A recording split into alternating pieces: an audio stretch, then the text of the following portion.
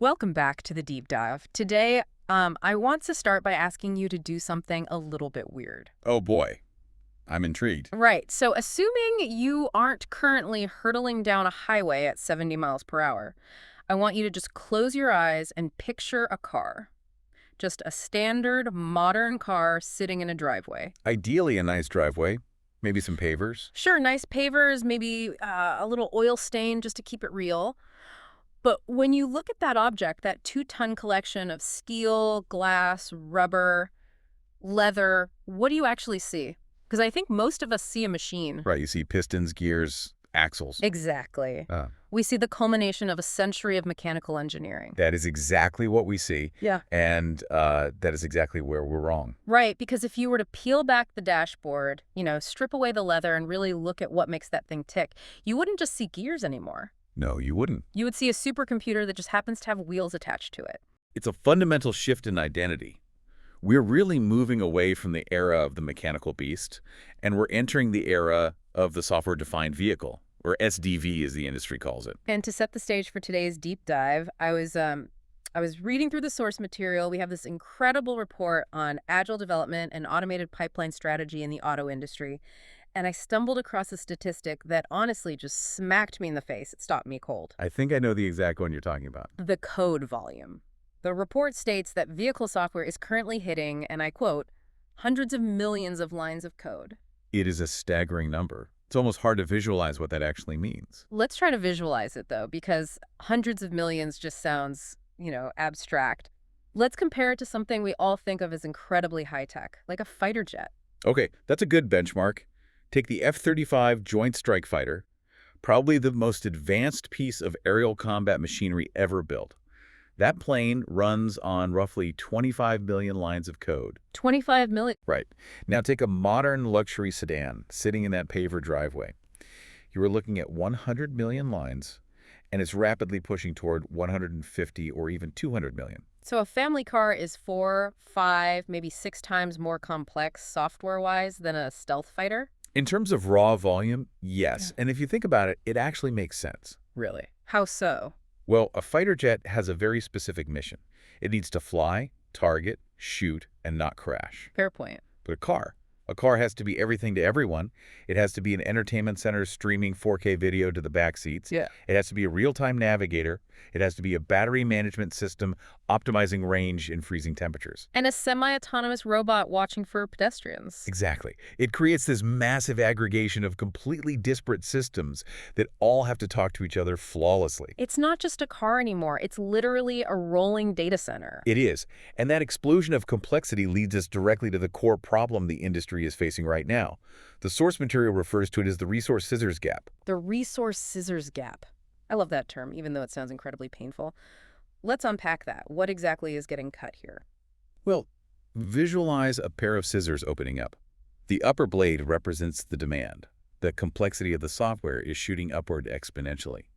We need more code for autonomy, for connectivity, for electrification. Because consumers want their cars to be exactly like their iPhones. Right, they expect that seamless experience. So that blade is going up, up, up. And the lower blade. The lower blade represents the available resources, time, money, and most importantly, skilled engineers.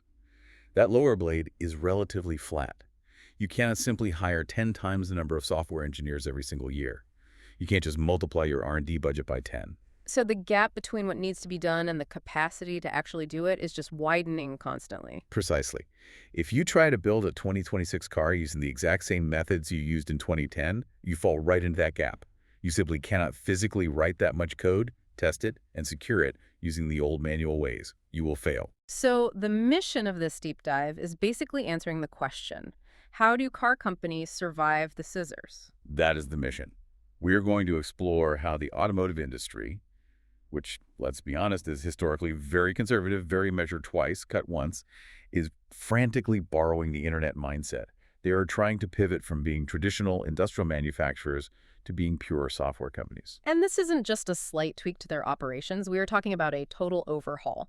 The source mentions shifting from waterfall development to Agile CI/CD with the goal of compressing release cycles from months down to days. Days. Just imagine that. Your car getting updates as frequently as your phone apps.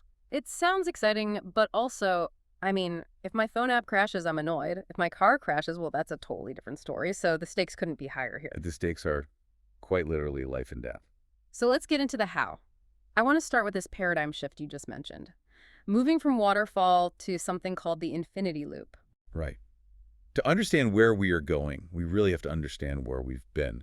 For decades, the auto industry relied on what's known as the V model. The V model. I've actually seen diagrams of this in the source. It looks literally like the letter V. Walk us through this. Why was this the Bible for mechanical engineering for so long? It's very logical, especially when you're building physical hardware. Think about building a bridge or an engine block. You start at the top left of the V. That is your requirements phase.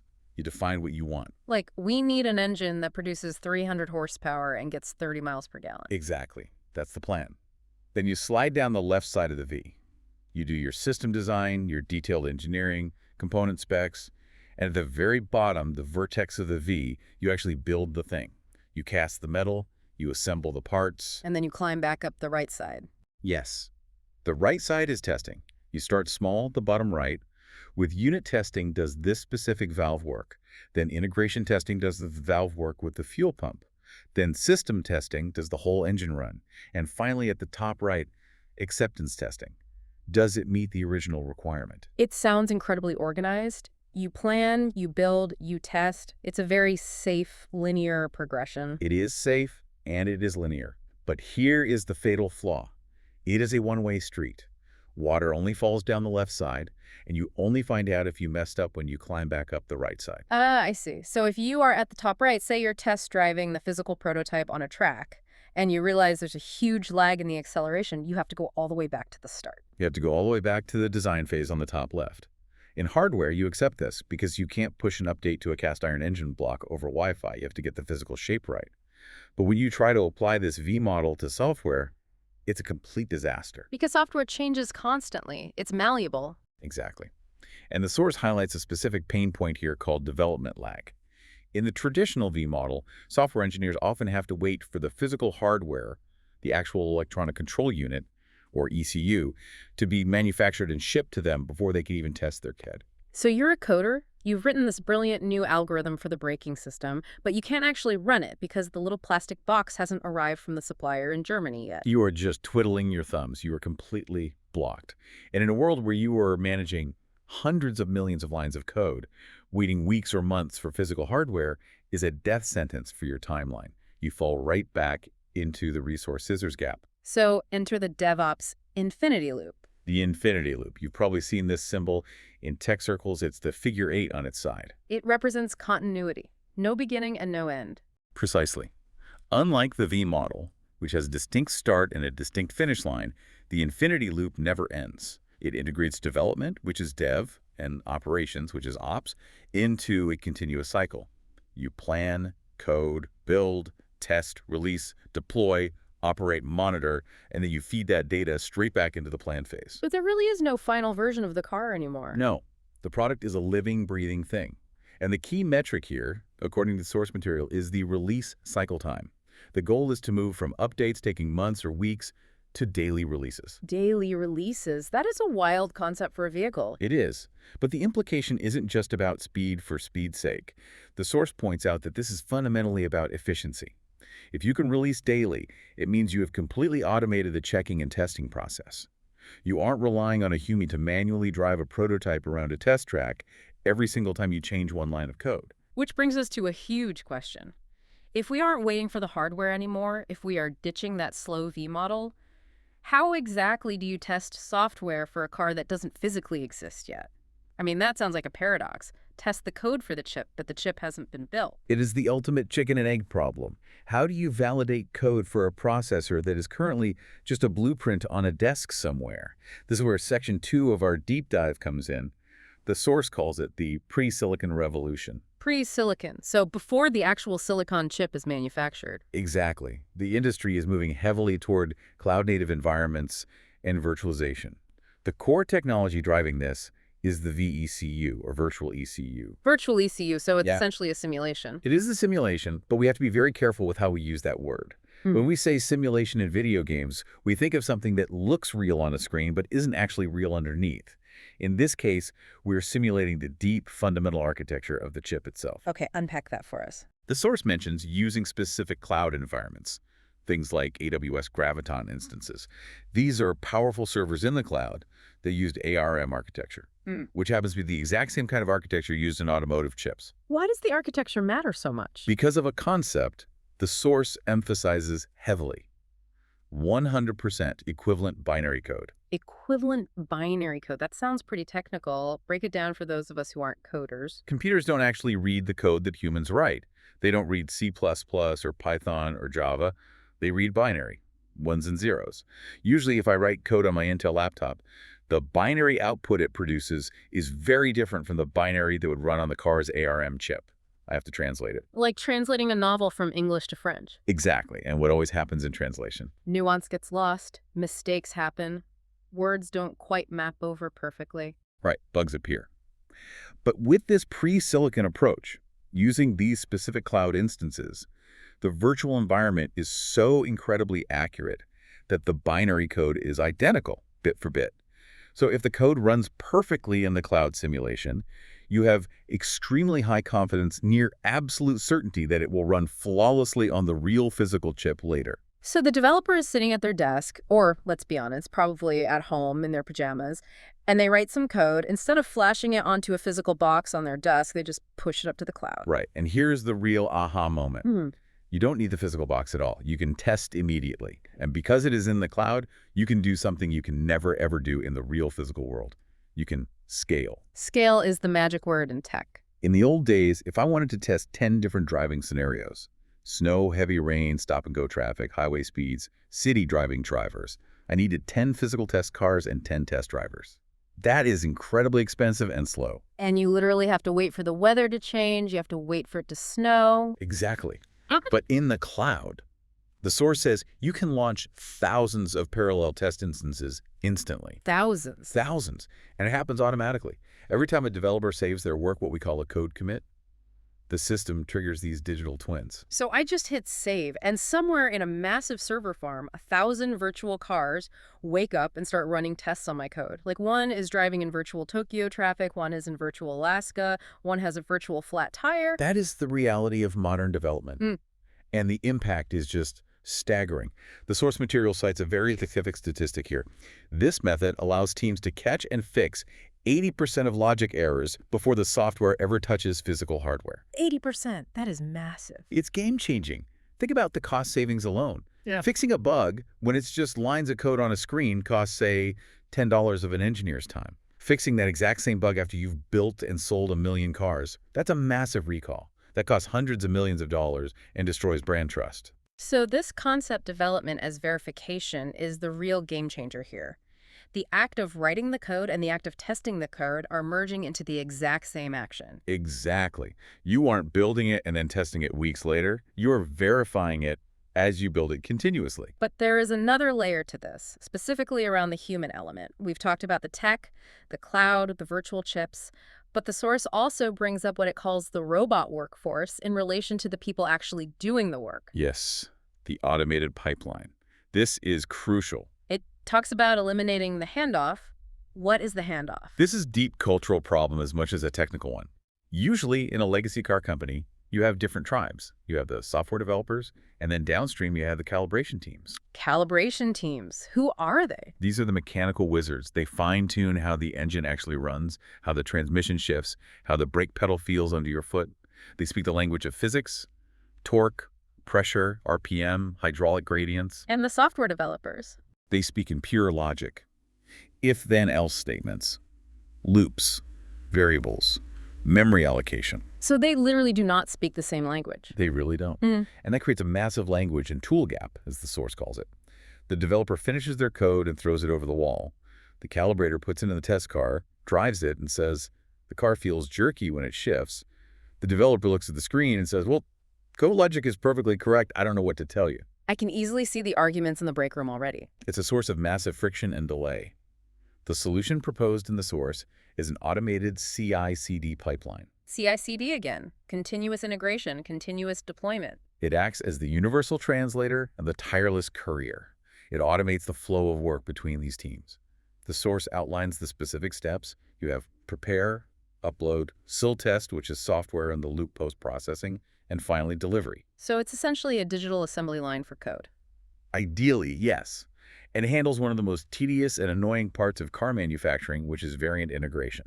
Variant integration. Is that like the Marvel multiverse? Sort of, but significantly more boring. Yeah. Think about a single car model, a Honda Civic, for example.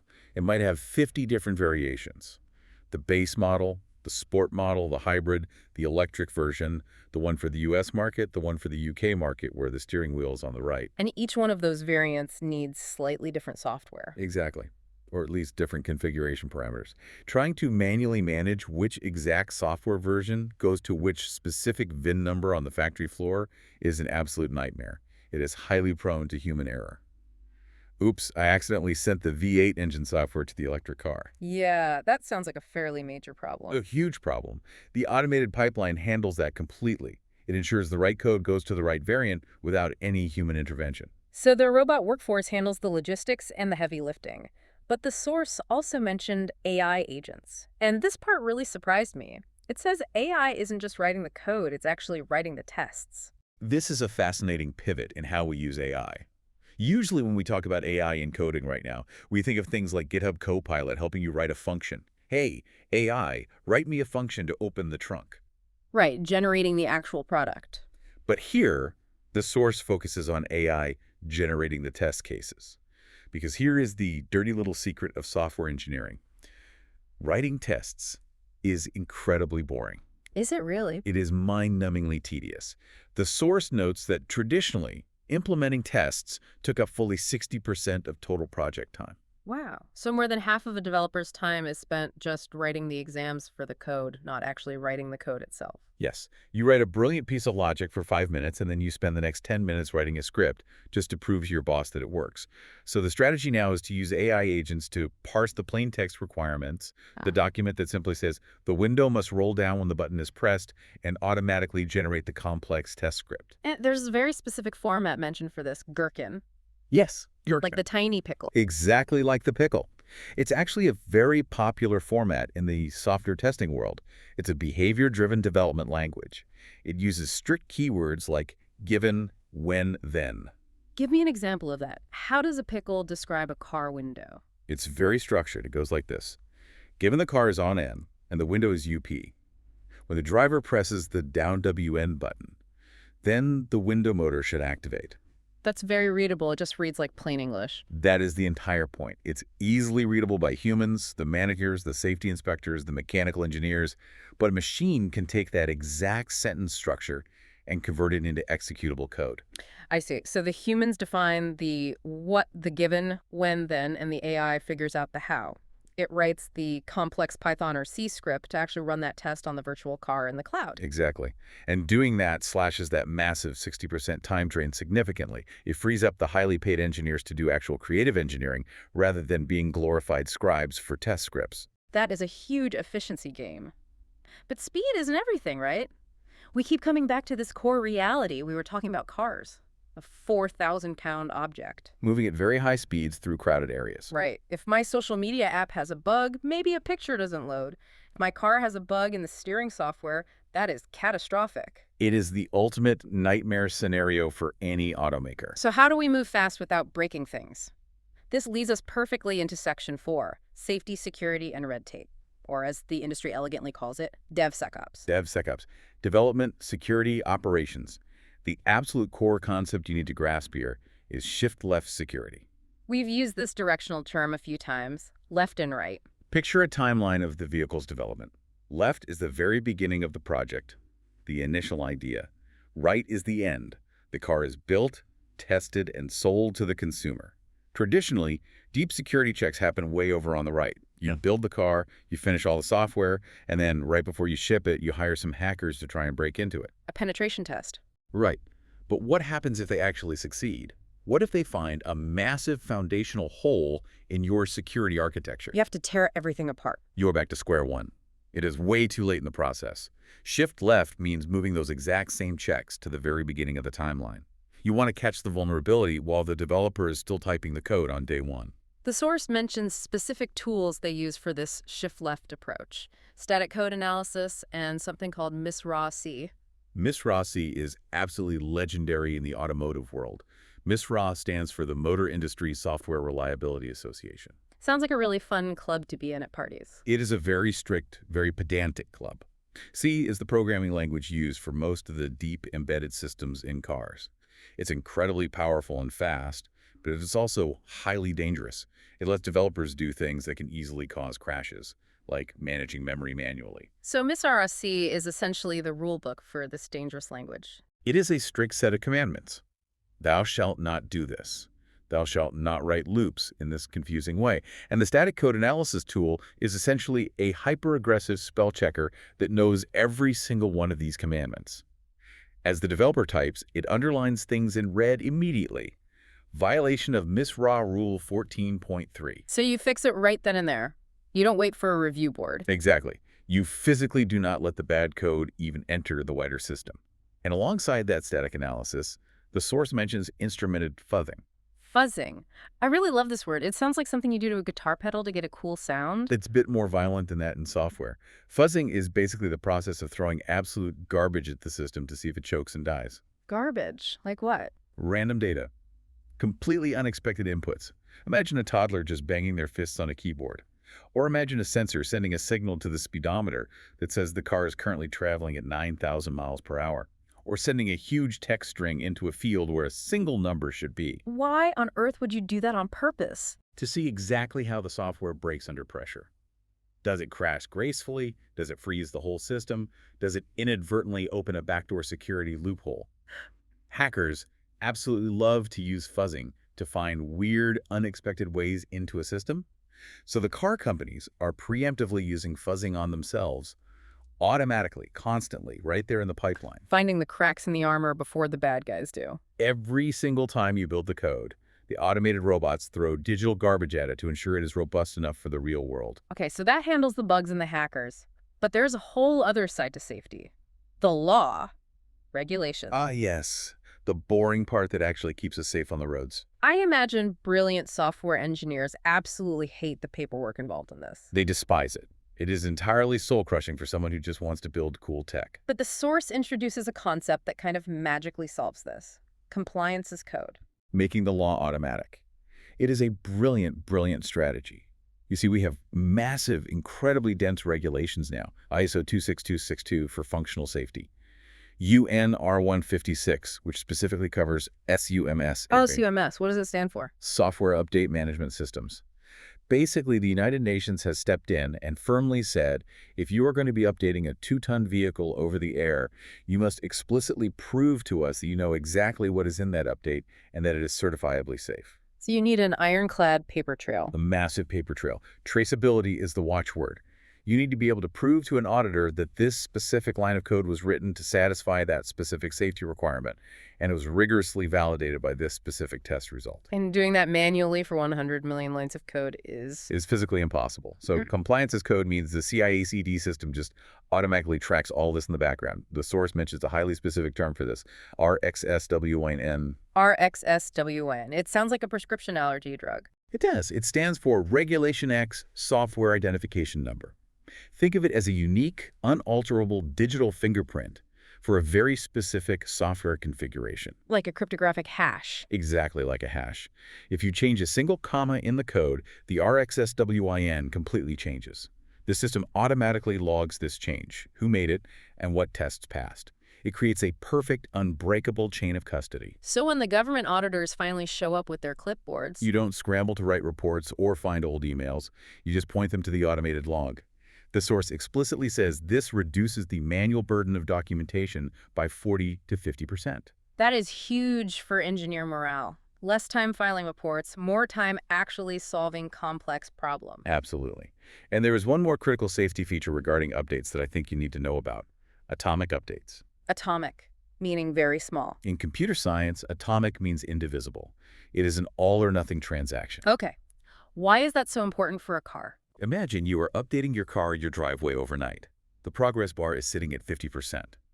Suddenly, your home Wi-Fi cuts out, or the car's 12-volt battery dies. In the old days, with a smartphone or a game console, you might brick it. It just won't turn on ever again. Which is incredibly annoying for a phone. It is completely unacceptable for a car.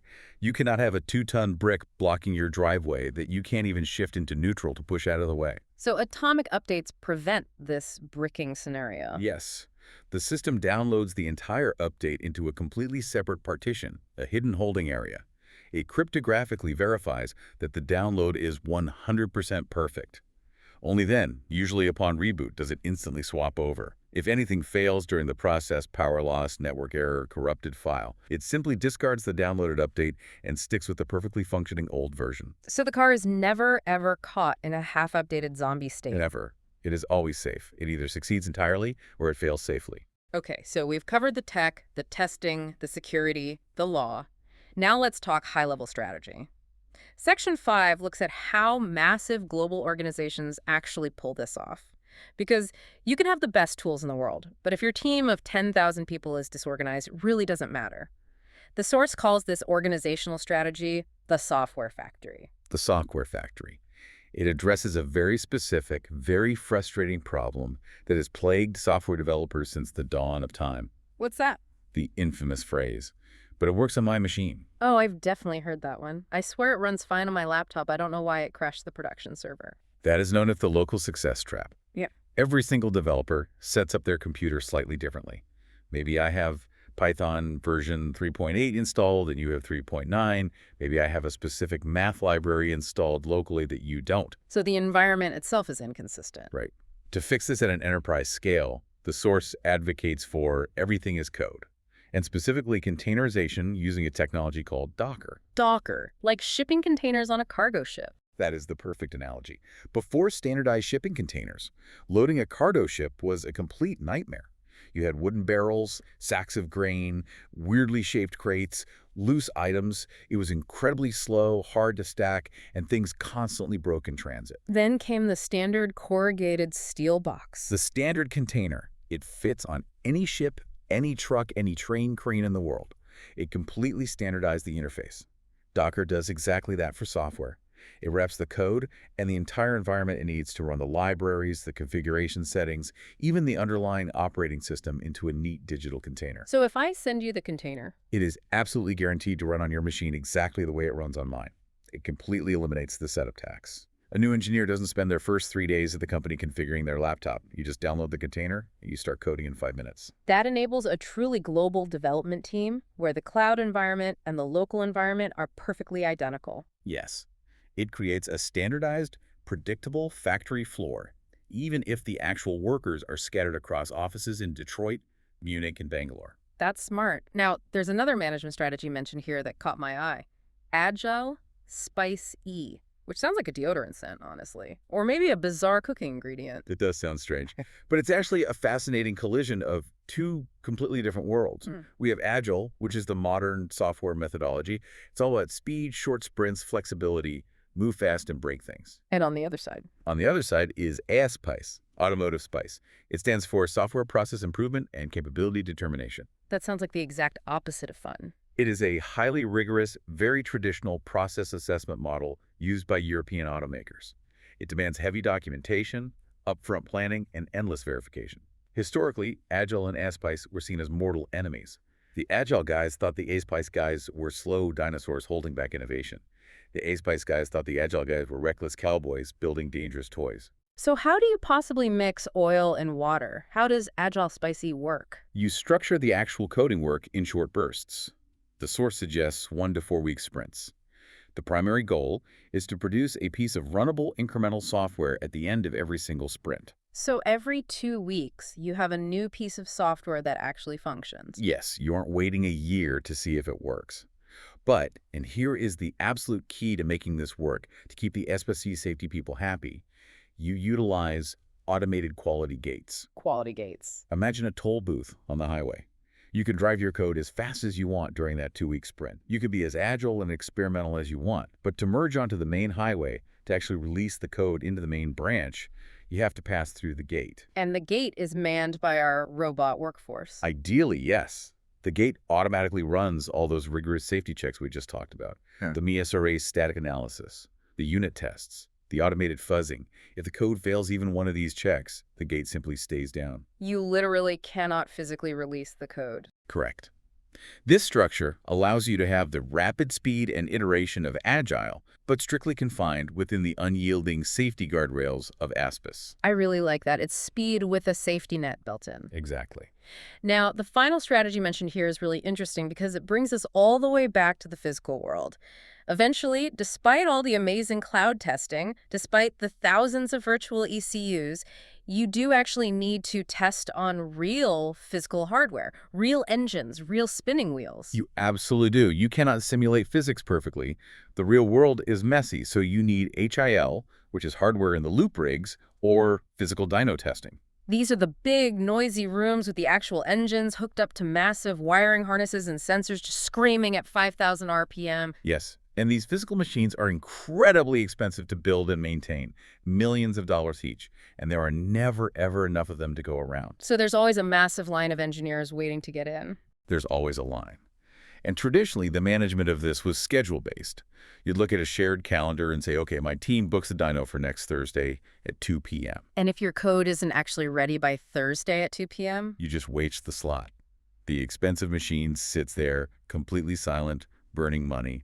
Or, conversely, if you finish your planned test in 10 minutes, but you booked an hour block. 50 minutes of pure waste. Exactly.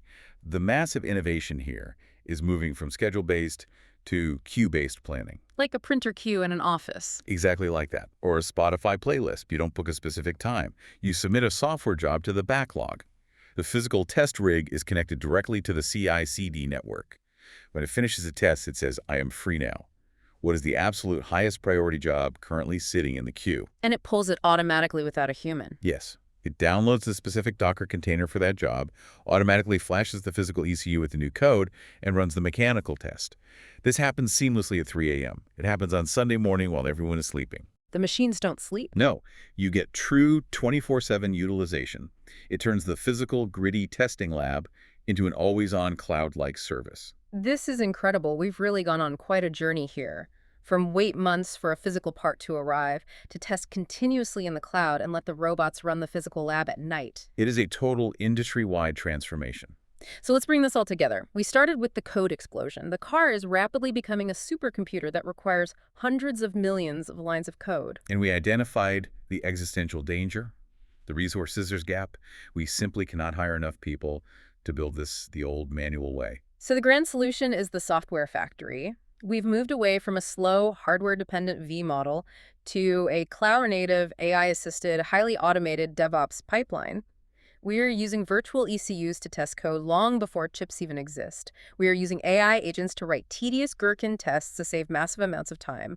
We are shifting security to the left to catch vulnerabilities on day one. And we are fully automating compliance documentation to save our collective sanity. That is a perfect, comprehensive summary of the shift. It's a lot to take in. But for you listening, why does this actually matter if you aren't an automotive engineer? Why should you care about RxS Bobi-1 or Docker containers or quality gates? Because this isn't just about cars.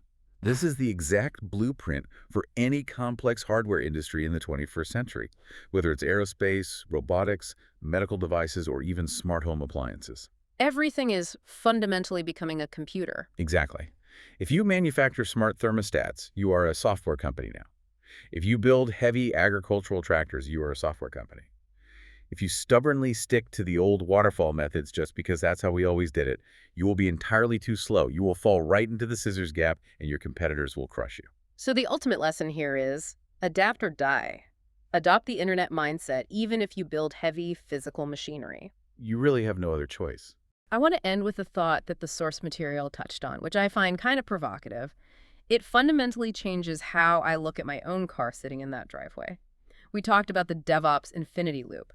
If the car is updating daily, if the software is constantly evolving and never truly done, then the very definition of a finished product completely disappears. Exactly. Like my grandfather bought a car, and for 20 solid years, it was the exact same machine. It decayed, sure, parts rusted, but its capabilities never changed. Now, you are moving to a world where the car you bought is never the final version. It changes dynamically while it sits quietly in your garage, You might wake up tomorrow morning, get in your car to go to work, and it has a brand new feature it literally didn't have last night. The suspension might feel slightly different because of an over-the-air tweak. The battery range might have magically increased by 10 miles. It fundamentally changes the relationship between the owner and the object. You aren't buying a static machine anymore. You are subscribing to an ever-evolving capability. That is both incredibly exciting and, honestly, a little bit terrifying. As all truly great technology is. Indeed it is. Well said. That wraps up our deep dive into automotive agile strategy and the automated pipeline. Next time you see a system update notification pop up on your dashboard, just remember the thousands of virtual cloud tests, the AI agents writing Gherkin scripts, and the tireless automated pipelines that made it happen safely. And be very glad that compliance paperwork was automated too. Definitely. Thanks for joining us, everyone. Think about what compliance as code could look like in your own industry. It might just save you from drowning in paperwork. See you in the next deep dive.